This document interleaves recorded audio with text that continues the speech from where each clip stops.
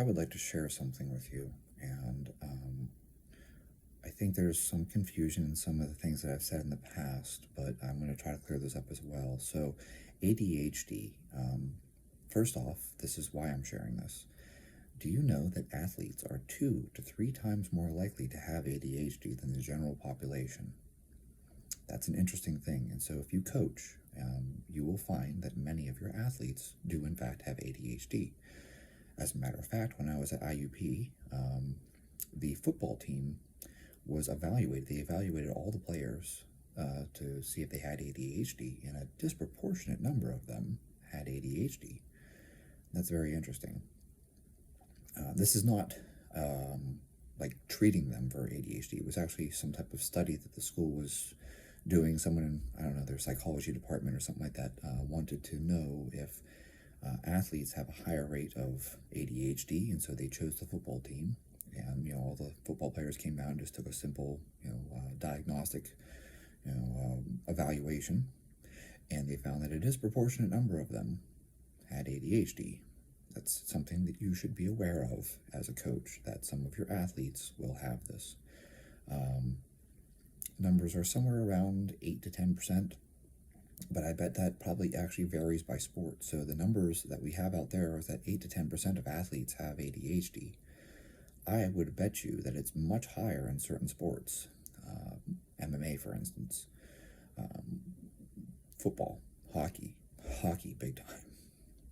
Hockey is big time ADHD. But, you probably don't have a lot of ADHD in things like maybe, say, tennis or golf. The sports that are more of an individual sport with a less chaotic environment, right? I mean, you're running track. Okay, this is not a very chaotic environment. You're playing a hockey game, you're playing football, you're in an MMA fight. This is a very chaotic environment, and that's why ADHD actually thrives in those environments. This brings me back to something that I actually was going to write a post about. A lot of people think that I somehow don't believe that ADHD exists because I disagree with ADHD. ADHD is a very poor term, name, whatever you want to call it, for this condition. It used to be called executive function disorder, and that actually makes perfect sense. Executive function disorder. That's what they should have kept it. The idea that you have an attention deficit is actually complete and utter bullshit. You don't have an attention deficit. What ADHD truly is it's an inability to regulate attention. So I'm sitting here trying to do my homework, and I can't stop looking at the birds outside the window. I have a ton of attention. It just happens to be focused on the wrong thing. I'm focused on the birds outside the window. Look at ADHD kids when they're interested in something. They can hyper-focus on a video game to the point where they don't even hear anything else in the room around them. They can hyper-focus on whatever it is that they're doing. They're interested in playing piano or playing guitar, and they hyper-focus on this one single thing. That's not an attention deficit. That is an executive function disorder, their inability to regulate attention. Now, you as a normal person, you might say that you're able to regulate your attention so that, this thing over here, on a scale of 1 to 10, you give it a 2.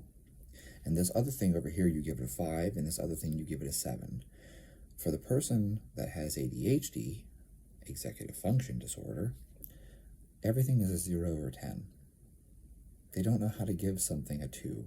They don't know how to give something a 5. They don't know how to give something a 7. It's either all or nothing. It's 0 or 10.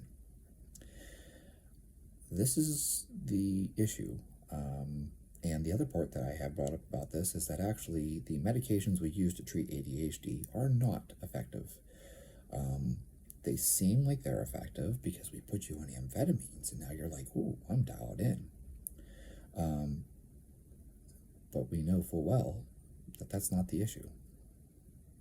The issue has to do with GABA. GABA is inhibitory, and so you need to be able to hit the brakes and slow down in order to regulate your attention. Instead, we give people amphetamines, which is excitatory, and So what you're ending up with is, it's like treating the symptom. Your arm is broken. I'm going to give you a whole bunch of morphine. Well, your arm feels fine now. Your arm is still broken. The same thing is happening with this whole situation of ADHD executive function. You have a deficit of GABA. And so the solution is, I'm just going to dump a shit ton of dopamine into your system. You're still dysregulated. You still have a 42% more increased risk of being unemployed. You have a higher risk of addiction. You have a higher risk of substance abuse. You have a higher risk of risk-taking behaviors. You have a higher level of impulsivity. But now I am going to dump gas on the fire and put you on amphetamine as well. So can you see why maybe this isn't the best solution? And that's all I've tried to be vocal about, is that I try to point out to people that the medication we use to treat this is not the optimal way that we should be addressing this. In fact, I believe that behavioral interventions are superior, but, well, every other country in the world except the United States also believes that. This is why you've probably heard people say French kids don't have ADHD, and that's true. Or it's actually also false, because they actually do. They have it. It's that they don't suffer from the symptoms of it because of the fact that they do behavioral interventions, and those are successful. In the United States, we just give kids pills. Put your kid on meth. It's good for them. This country was built on meth, actually. If you know the history of methamphetamine, you know that the United States was built on methamphetamine. That's how we got the railroads. So, Americans love meth. But as long as you don't make it in your trailer, because if you make it in your trailer, it's illegal. But if it's made by Pfizer or Merck or GSK or any of these big corporations, meth is completely acceptable. In fact, it's a great drug, and everyone should be on it. And we should put all the little kids on meth, right? That's the logic that we have here. I share all this because I just want to raise awareness to the fact that athletes have ADHD, executive function disorder, at a higher rate. And what you can do with this information is that you can use this to your advantage. They're going to seek novelty. You can go ahead and bash Joel Seedman all you want, okay? And I'm not going to sit here and tell you that the things that he does are effective. But if you had an athlete with ADHD, okay? Remember how your teachers would give you busy work in school? They literally gave you work just to keep you busy. If you had an athlete with ADHD, you might want to give them busy work. Give them something stupid. Give them something novel. Give them something new. Give them a new skill that they have to learn. Ooh, can you stand on one foot and juggle? Now, is that going to make you any better at playing offensive line? Hell no. But it'll keep you busy, which means you're not going to be doing other stupid things. So, on Monday, Wednesday, and Friday, we lift heavy and we run sprints and we do the things that actually matter. On Tuesdays and Thursdays, we're going to stand on one foot and practice juggling. This seems dumb. I get you. It is dumb. And yet, you have to deal with different personality types. And so sometimes it's like throwing the ball for your dog. You just keep throwing the ball till the dog gets tired. You do this because if you don't do it, the dog goes into your house and tears the couch apart. Sled dogs don't make good house dogs. They're not house pets. If you have a sled dog, they want to work. They need something to pull on. They want something to do. And so you give them something to put their energy into. Because if you don't, for any of you out there who have had an Alaskan Malamute, or a Husky, or anything like that, if you've had a sled dog, you know what I'm telling you. You know that that dog will destroy your house. You have to keep them busy. You have to make them tired. You have to give them something to do. They have to put their energy into something, because otherwise they become destructive. And so I'm sharing this because I want you to recognize that some of your athletes, well, they're like sled dogs. Anyways, this is just the first thing I'm going to share. If you guys have questions, ask questions, and I'm always, willing to give you the best answer that I can, but I can't answer everything.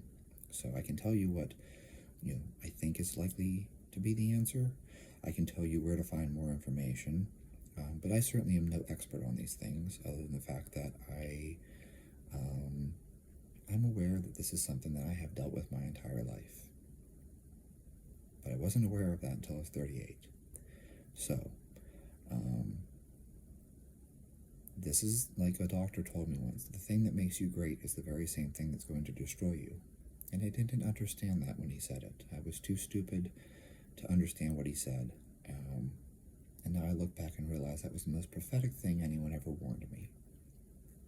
But I didn't understand the warning, and so, yeah, well, now I do.